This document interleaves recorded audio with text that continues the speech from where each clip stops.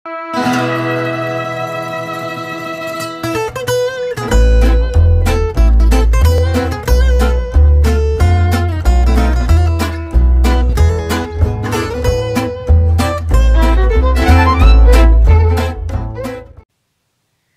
guys, ketemu lagi bersama saya Rena Yulia di channel Dosen Kece.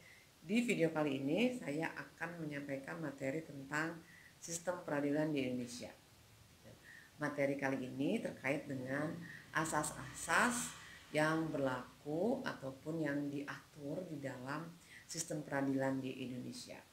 Nah, yang pertama yang ingin saya sampaikan adalah terkait asas-asas yang berlaku di dalam hukum acara pidana. Gitu, karena kan ada lingkup peradilan umum ya, yang di video sebelumnya sudah saya sampaikan itu menyelesaikan perkara pidana dan perdata gitu. Nah, di lingkup peradilan pidana ada yang disebut dengan asas peradilan cepat, sederhana, dan biaya ringan. Nah, sebetulnya asas ini berlaku untuk semua peradilan gitu ya, karena peradilan dilakukan dengan sederhana, cepat, dan biaya ringan gitu. Sederhana itu berarti pemeriksaan dan penyelesaian perkaranya dilakukan dengan cara efektif dan efisien. Nah, biaya ringan artinya biaya perkara yang dapat dijangkau oleh masyarakat banyak, jadi nggak mahal gitu. Nah, adapun cepat diartikan segera. Jadi peradilan cepat sangat diperlukan, terutama untuk menghindari penahanan yang lama sebelum ada keputusan hakim gitu. Nah, apabila melihat beberapa pasal yang dapat dikategorikan sebagai perwujudan dari peradilan cepat, sederhana, dan ringan, itu bisa dilihat dalam pasal 50 ayat 1.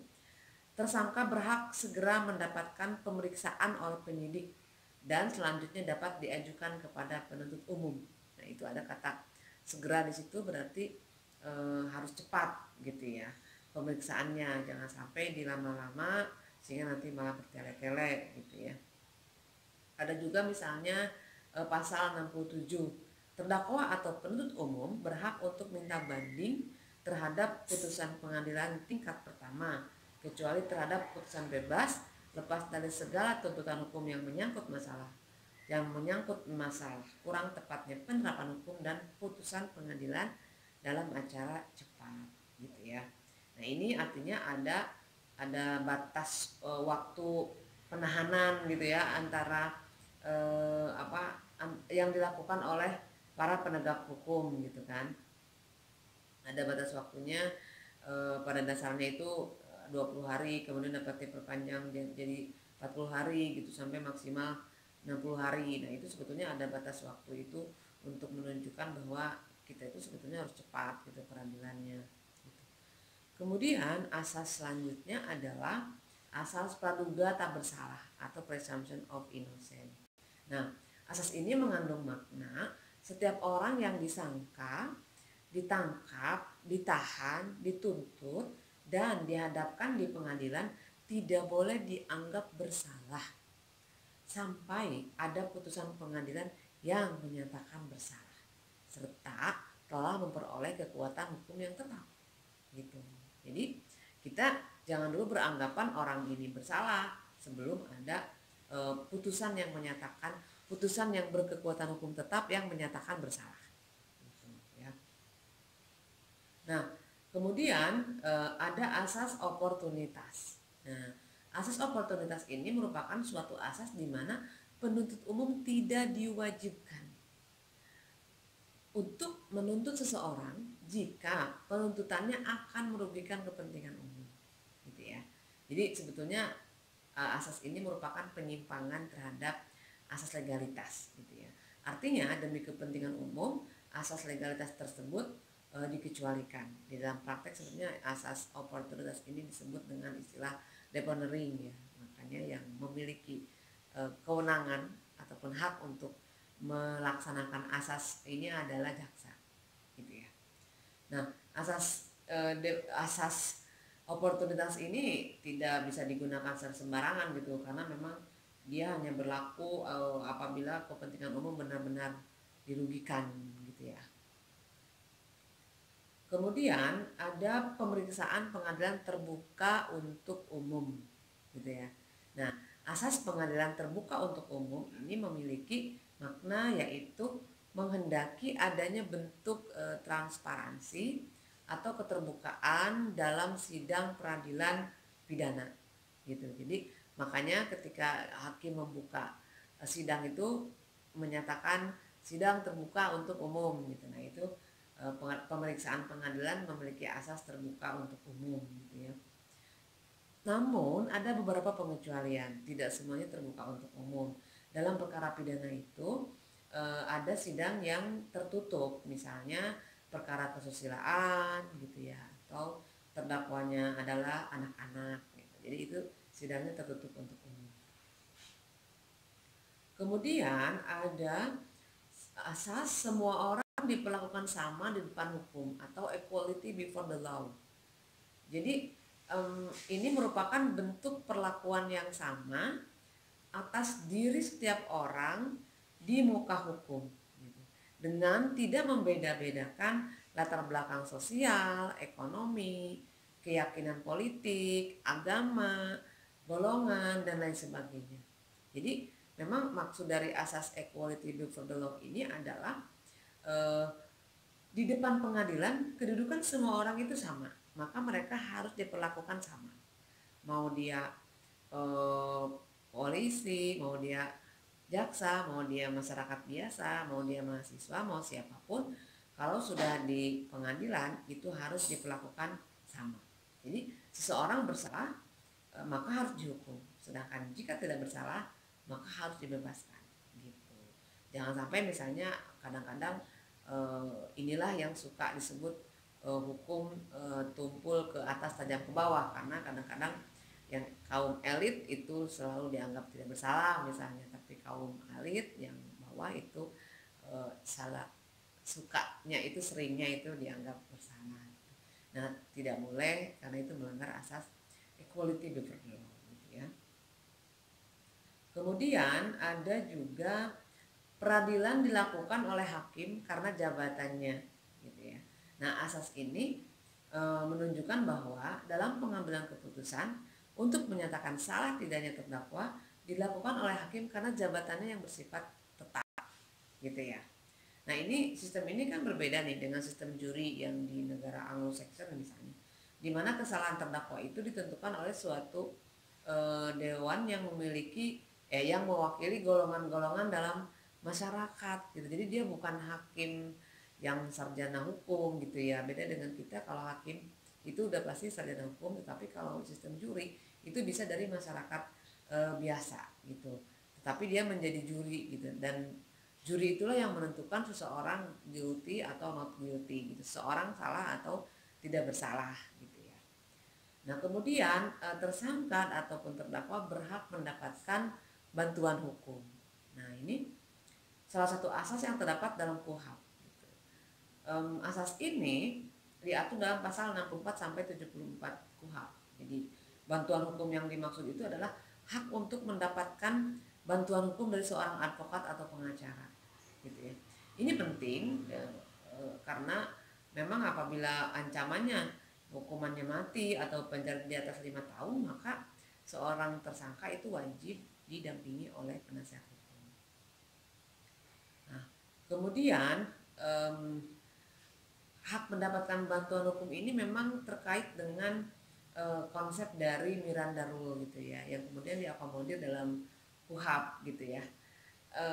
Bahwa tersangka ataupun terdakwa itu melakukan tindak pidana yang diancam dengan pidana mati atau pidana 15 tahun atau lebih, atau bagi mereka yang tidak mampu yang diancam dengan pidana 5 tahun atau lebih, yang tidak mempunyai penasihat hukum sendiri, pejabat yang bersangkutan pada semua tingkat pemeriksaan wajib menunjuk penasihat. Jadi apabila tidak mampu untuk membayar penasihat hukum sendiri, maka wajib diberi penasihat hukum. Biasanya disebut dengan folio, gitu ya. Jadi ada penasihat hukum ataupun advokat yang memang berkantor di pengadilan, biasanya untuk ditunjuk sebagai penasihat hukum yang folio alias gratis, tidak dibayar, gitu ya, oleh kliennya. Kemudian ada asas akusator.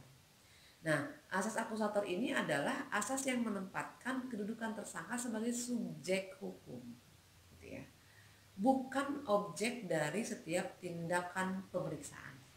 Nah, asas ini merupakan asas yang dianut KUHP yang berbeda dengan asas inquisitor, gitu, yang masih menempatkan kedudukan tersangka ataupun terdakwa sebagai objek pemeriksaan. Gitu. Nah, ini pergeseran asas ini menjadi sebuah kemajuan baru di dalam KUHP, gitu ya, Indonesia. Nah, kemudian pemeriksaan hakim yang langsung dan lisan. Nah, asas ini menghendaki dalam pemeriksaan sidang perkara pidana, pemeriksaan tersebut dilaksanakan secara langsung dan lisan. Hal tersebut memang sangat berbeda, gitu ya, dengan acara perdata yang tergugat dapat diwakili oleh kuasanya, gitu kan. Pemeriksaan oleh hakim juga dilakukan secara lisan, artinya bukan tertulis sebagaimana antara hakim dan terdakwa, gitu ya. Nah, asas langsung dan lisan ini di zaman sekarang menjadi sedikit kontroversi, gitu, karena sekarang kan sidangnya virtual tuh. Ada hakim langsung memberikan pertanyaan tapi secara virtual, jadi menggunakan media teknologi. Nah, apakah itu menyalahi asas pemeriksaan hakim yang langsung dan lisan, atau memang itu hanya mengikuti perkembangan zaman, dianggap tetap langsung dan tetap lisan, gitu, walaupun berbeda tempat. Nah, ini mungkin menarik untuk dijadikan tesis misalnya. Karena begini, karena selain hakim langsung dan lisan, gitu, ada pengecualian yang bahwa putusan hakim itu dijatuhkan tanpa hadirnya terdakwa atau perstek. Nah, in absentia, berarti kan ada bedanya tuh antara perstek dengan in absentia dengan persidangan virtual, gitu. Nah, itu apakah sesuatu yang bisa nggak sih persidangan virtual itu dianggap langsung dan lisan? Nah, sebetulnya kan tujuan pemeriksaan langsung dan lisan ini untuk mencapai kebenaran yang hakiki. Karena dalam perkara pidana yang dicari itu adalah kebenaran material, bukan kebenaran formil, gitu. Nah, pemeriksaan secara langsung dan lisan ini memberi kesempatan kepada hakim untuk lebih teliti dan cermat, gitu kan, dimana tidak hanya keterangannya saja yang diteliti, tetapi juga sikap dan cara mereka dalam memberikan keterangan itu menjadi bagian dari pertimbangan hakim, gitu ya.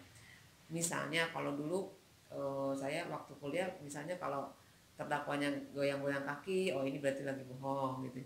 Terus terdakwanya panik, gitu, gelisah, gitu. Nah, itu bisa terlihat oleh hakim secara langsung dari tekanan suara, gitu ya, intonasi. Nah, kalau misalnya secara virtual itu kan sulit untuk melihat, ya, kayak teman-teman sekarang kuliah secara virtual itu kan bisa sambil gogoleran, bisa sambil tiduran, gitu ya, tidak langsung serius. Jadi keseriusan di dalam persidangan juga itu merupakan sebuah ruh yang memang untuk mewujudkan dalam mencari kebenaran, gitu.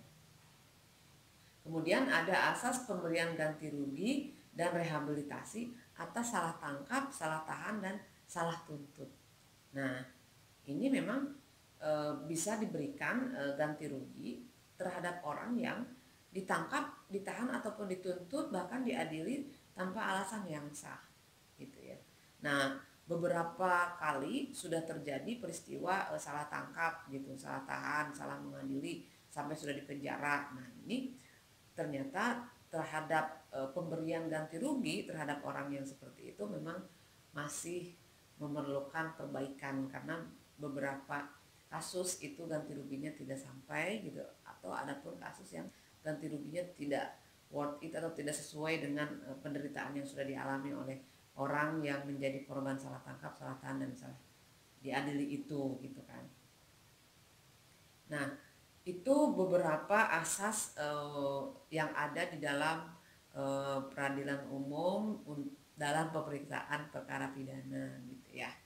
Nah, untuk asas-asas dalam perkara perdata itu ada juga beberapa asas yang berlaku, gitu ya. Yang pertama adalah misalnya asas ius curia novit, gitu ya. Nah, asas ini menyebutkan bahwa setiap hakim dianggap tahu akan hukum, gitu ya, sehingga tidak ada alasan bagi hakim untuk menolak suatu perkara yang diajukan kepadanya. Misalnya saya nggak bisa karena ini nggak ada hukumnya, gitu. Nggak bisa gitu karena ada asas ius curia novit. Nah, dalam perkara perdata juga berlaku asas peradilan cepat, singkat, dan biaya ringan, gitu ya. Kemudian ada asas audi et alteram partem, gitu ya. Audi et alteram partem, ya ini mendengar kedua belah pihak yang berperkara, gitu. Dalam asas ini menitik beratkan pada pengertian bahwa hakim, ya, hakim wajib untuk tidak memutus perkara sebelum mendengar kedua belah pihak terlebih dahulu, gitu. Jadi jangan dulu memutus perkara gitu kalau nggak mendengar kedua belah pihak yang berperkara terlebih dahulu. Lalu ada asas unus testis nullus testis. Satu saksi bukanlah saksi. Jadi saksi itu nggak bisa cuma satu orang gitu. Jadi harus ada saksi lainnya yang kemudian baru bisa menjadi saksi dalam sebuah proses gitu peradilan. Kemudian asas tidak ada keharusan untuk mewakilkan kepada pengacara, gitu ya. Jadi dalam perkara perdata itu tidak wajib dikuasakan kepada pengacara, gitu ya. Bisa maju sendiri gitu. Kalau dalam perkara perdata, kalau tadi dalam perkara pidana itu asasnya justru yang ancamannya di atas 5 tahun ataupun pidana mati itu harus didampingi oleh pengacara. Kalau nggak mampu bayar pengacara maka harus ditunjuk salah satu pengacara gitu oleh hakim. Nah, kemudian ada asas nemo judex indemnus in propria causa. Gitu. Asas ini mengajarkan bahwa tidak seorang pun yang dapat menjadi hakim dalam perkara sendiri. Gitu. Jadi dalam hukum acara perdata ini, asas ini menekankan pada objektivitas pemeriksaan, gitu kan. Ini ditunjukkan kepada hakim bahwa seorang hakim karena jabatannya harus mengundurkan diri dari kedudukannya dalam memeriksa suatu perkara yang diajukan kepadanya bila mana ia mempunyai kepentingan langsung terhadap perkara tersebut atau mempunyai hubungan keluarga yang dekat dengan salah satu pihak yang berperkara, gitu. Makanya kadang teman-teman, jadi hakim itu tidak boleh mengadili orang yang mempunyai hubungan keluarga yang dekat dengan hakim tersebut, gitu ya. Makanya kebanyakan kita sering melihat bahwa para hakim itu tidak berbaur dengan masyarakat karena justru dengan berbaur khawatir khawatir mengganggu objektivitas gitu. Bahkan hakim-hakim itu setiap berapa tahun sekali itu selalu pindah, gitu, selalu pindah tempat, pindah pengadilan gitu, supaya antara lain supaya tidak ada kedekatan emosional ataupun kebangun chemistry dengan siapa gitu, sehingga ketika mengadili itu menjadi terpengaruh, gitu ya. Nah, kemudian ada asas lex recitae, bahwa suatu gugatan diajukan di tempat nama objek gugatan itu berada, gitu, dan bukan di tempat tinggal penggugat, gitu. Nah, sebetulnya masih banyak asas-asas lain yang berada di dalam sistem peradilan, gitu. Silakan teman-teman bisa untuk mencari, menemukan, dan mengkaji asas-asas lain yang mungkin saja dalam sistem peradilan hari ini itu sudah tidak relevan lagi atau bahkan mungkin sudah dilupakan oleh para penegak hukum ataupun oleh kita sendiri, gitu. Sehingga kita lupa bahwa kita memiliki asas ini, tapi kok pengadilan sekarang jalannya seperti ini. Nah, itu mungkin juga bisa dikaji oleh teman-teman dalam tesis teman-teman itu sendiri. Nah, sampai di sini dulu materi sistem peradilan terkait dengan asas-asas yang berlaku di dalam perkara pidana dan perkara pidana dan perdata. Ya ampun, ini susah banget, ini udah malam saya masih bikin video jadi agak belepotan. Mohon dimaafkan. Sampai di sini dulu materi kali ini, kita ketemu lagi nanti di materi selanjutnya. Tetap jaga kesehatan, semoga kita semua selalu terhindar dari mara bahaya, terutama COVID-19. Assalamualaikum warahmatullahi wabarakatuh.